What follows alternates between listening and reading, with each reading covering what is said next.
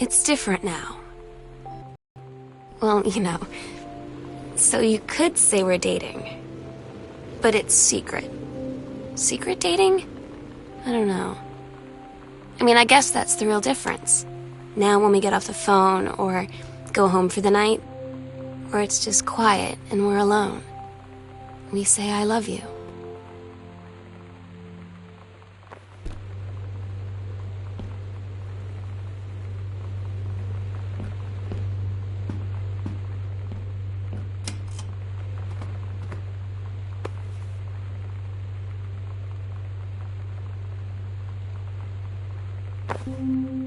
They tell you to stick with the group on field trips, Katie.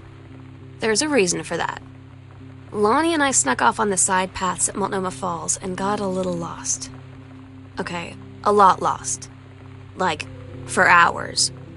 Right before the bus left, we found a trail and came running down the path, soaked and covered in mud, shouting for the bus not to leave. The school called home.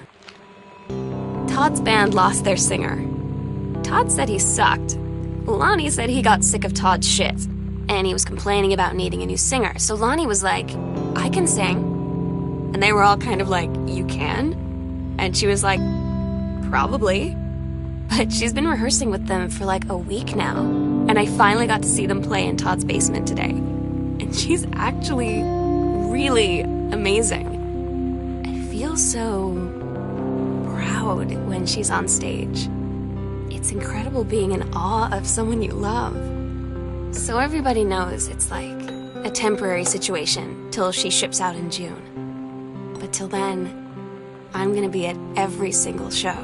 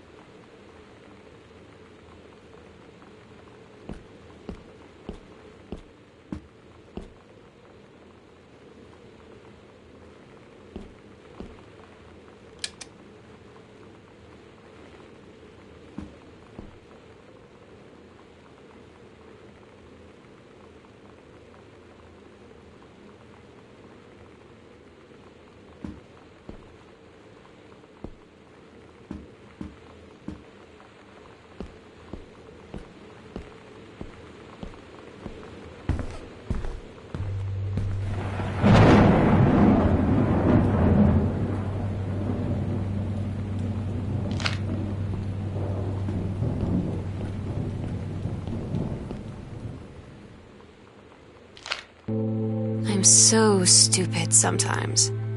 I was telling Lonnie that I got into my college summer program thing, and I was all making plans like, you should come visit me, stay in my dorm room. But she said, Sam, I ship out on June 6th. I was like, ship out? To where? She said, to basic training. What did you think I was doing all that ROTC stuff for? I guess she's been planning to join the army right after high school since she was like 12. And I guess she's really going to do it.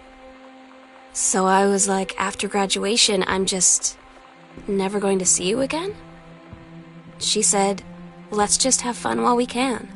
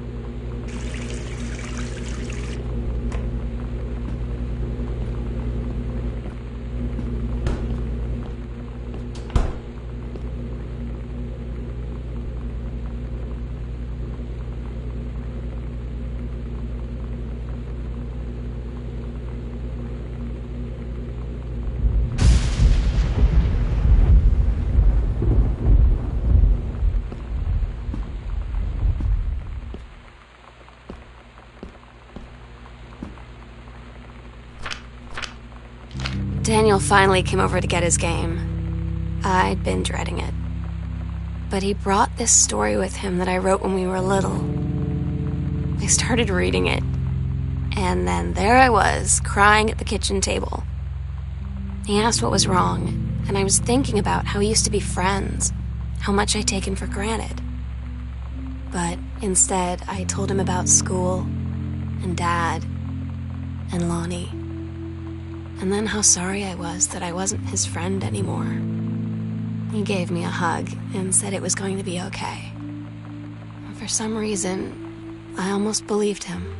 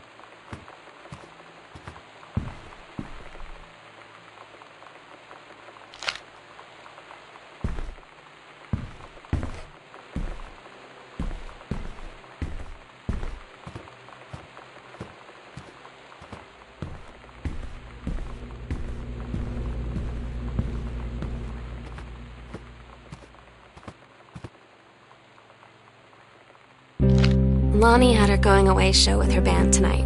When she was singing, I could practically forget everything. That we only had 48 hours left. That I don't know what comes next. That I can't live without her.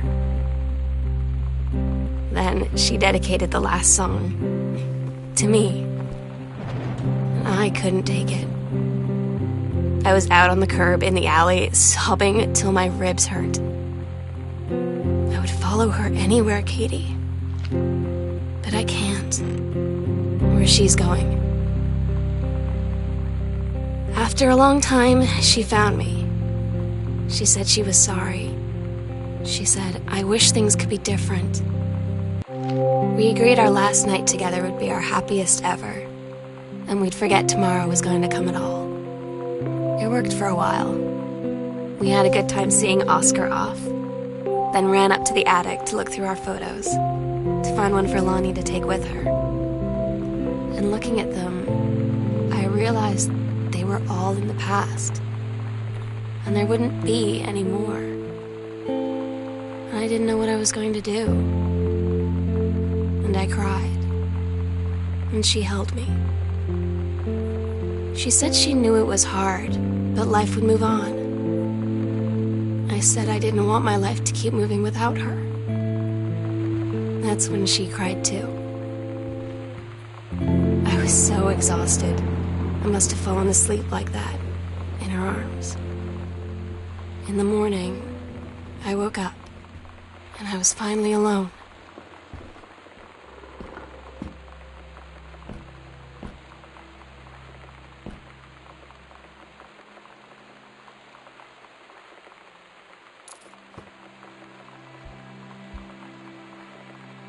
The sunset light in this house is the saddest thing I've ever seen.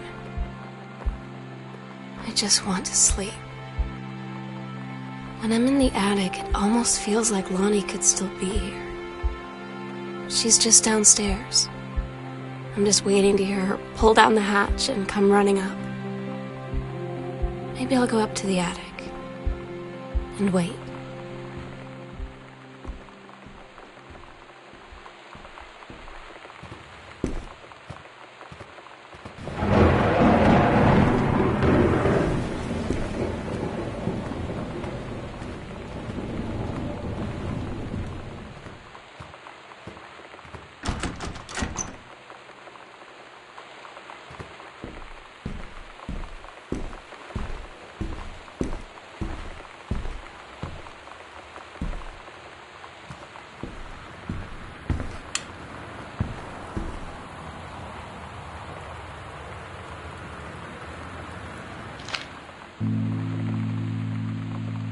Oh my God.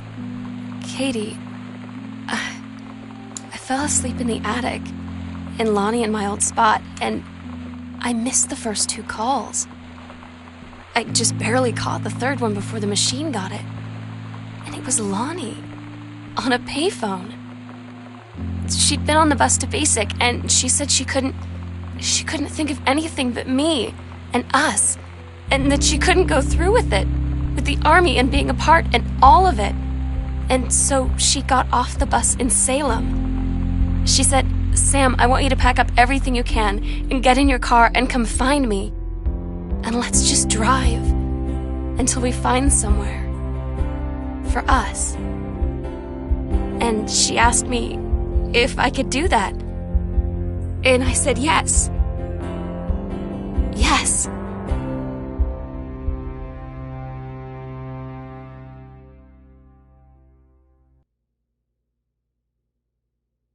Katie, I'm so sorry that I can't be there to see you in person, that I can't tell you all this myself. But I hope as you read this journal and you think back, that you'll understand why I had to do what I did, and that you won't be sad, and you won't hate me, and you'll just know that I am where I need to be. I love you so much, Katie. I'll see you again someday. Love.